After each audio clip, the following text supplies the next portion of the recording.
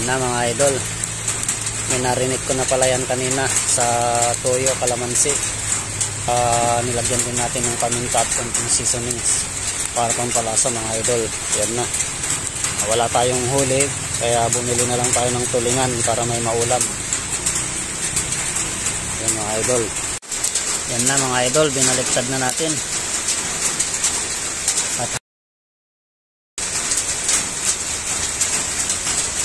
At pinapahiran din natin mga idol ng natira sa pinang-marinate natin. Ayan o.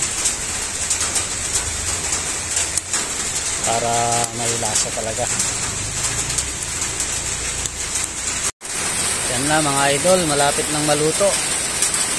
Solve na naman ang ating tane dyan mga idol. Inihaw na tulingan. Yan.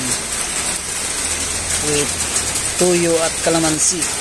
Yan mga idol. Sarap. Amoy pa lang mga idol, ulam na. Yan o.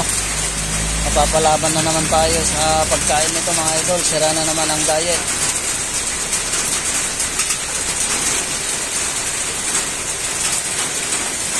Mga idol, pwede na siguro yan. Medyo sunog na rin ang balat niya. Sakto at mag-11 na din mga idol. Kaya kunin na natin para makakain na tayo mga idol.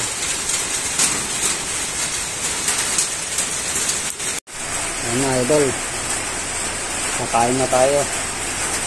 Kalamansi, toyo at sili lang naman suka ang katapat niyan mga idol. Panalo na naman. Solve na naman ang ating tiyan dyan mga idol. Sira na naman ang ating diet dyan mga idol. Salamat sa walang sawa niyong pagsuporta sa ating mga munting video mga idol. Hanggang sa susunod na ating mga video.